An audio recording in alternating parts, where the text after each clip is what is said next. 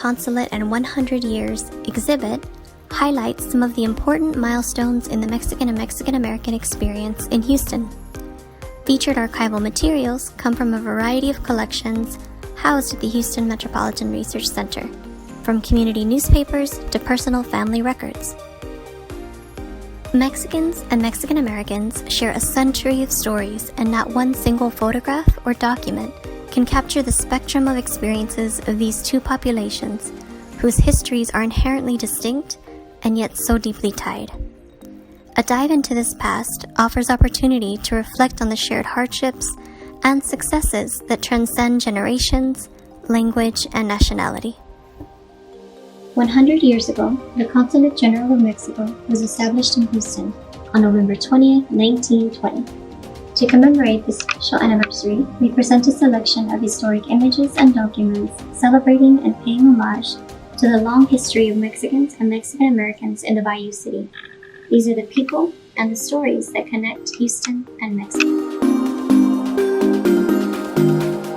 In the 1920s, when we see the Consulate General of Mexico establish an office in Houston, this community is growing, is building churches, building mutualistas, building clubs and organizations, but they are very much in need of representation. So it's so exciting to see how this office sets up in Houston, and one of the earliest records we have is from 1921, and it's this report on unemployment in Houston. And in addition to taking on the role of celebrating Mexican holidays, forming patriotic committees, the Consul General of Mexico was involved in representing the community in Houston and often defending the community. So this report on unemployment was really significant. This was a time in Houston when we had a mayor who was concerned about the unemployment rates and concerned about the newcomers, so to speak, to the area and who was contributing what to the city. And so the Consulate General of Mexico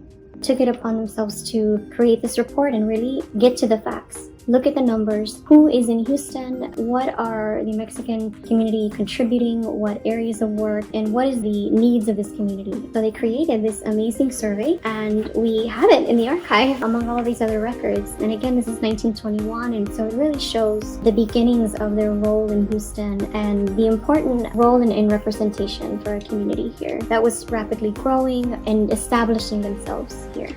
This is a really beautiful item that we have. It's called the Reglamento de la Sociedad Mutualista Mexicana Benito Juárez. As you can see at the bottom, it says Magnolia Park, Texas, 1924. Mutualistas, or mutual aid societies, were so important to the community at this time. This is one of the earliest ones in Houston, and it was established to aid the community both financially but also as to really organize around these issues. Oftentimes there were raising funds for funeral costs, things like that. During the Great Depression, these were absolutely essential to helping the community survive in that way. It's a beautiful piece, both as an object, but also its role in the Houston community. And it's a very special one that we have here in the archive. This was Ezequiel Castro. The Castro family was here in Houston as early as 1900s, and this image is from 1907, if you can believe it. And she owned a restaurant in downtown Houston at this time. Again, this is before 1910. This is very early, and not many people are aware that the community was here at that time, thriving in that way. It's another one of those beautiful images that really is so telling of the long history that is here. Memories and records of Houston in the 1930s paint not one picture, but 1,000. For example, in this decade, we see that Mimi Ipina sang opera with the Albino Torres Orchestra, and Felix Tijerina opened a successful Tex-Mex restaurant. Club Femenino Chapultepec voiced concern for their community, and the League of United Latin American Citizens formed a council in Houston.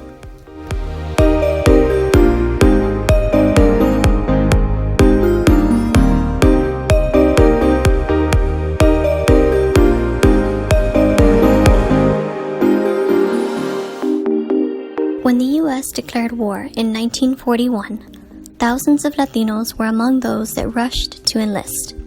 13 Medals of Honor were awarded for their service. Macario Garcia from Sugar Land was one of those recipients. Latinas also served during World War II as linguists, nurses, and Red Cross aides, and in the WACs, Waves, and Marine Corps Women's Reserve. On the home front, Latinos and Latinas were among those selling war bonds, working in the shipyards and airplane factories, and collecting newspapers and scrap metal. The Consulate General of Mexico, along with many civic and social organizations, celebrated Houston's veterans.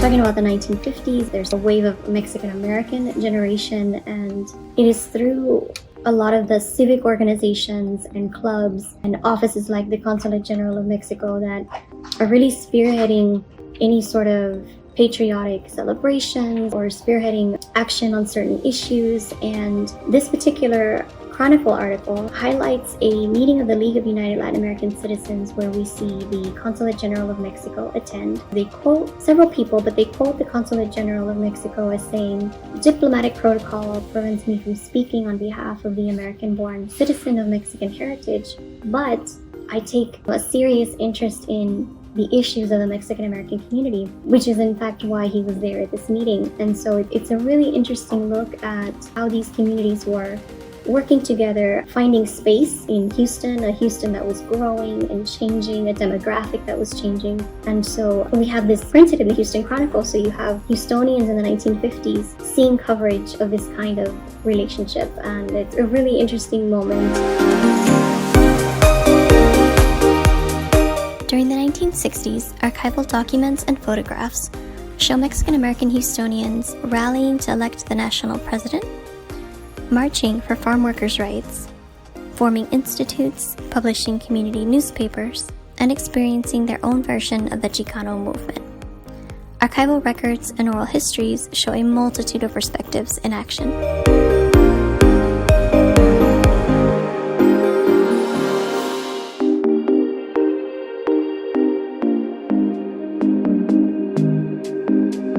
Women are such an important part of Houston's history, from music to the Chicano movement to politics to the arts in Houston.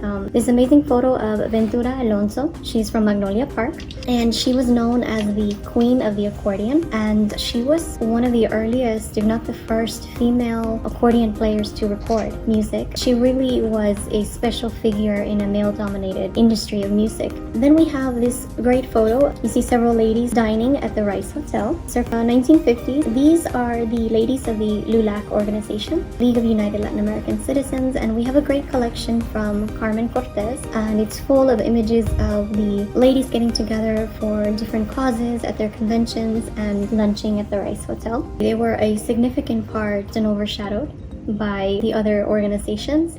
Fast forward to 1970s, we have this great flyer for La Conferencia de Mujeres por la Raza. It's known as the first interstate assembly of Mexican American feminists in the United States, and it took place here in Houston at the YWCA in Magnolia Park as well, May 1971. This was a historic gathering of women who at this time had so many different issues and causes that they were coming together for, and that it took place in Houston is really significant. And speaking of that era, we have clippings and a brochure from Las Hermanas Unidas en Acción, and a clipping about a nun.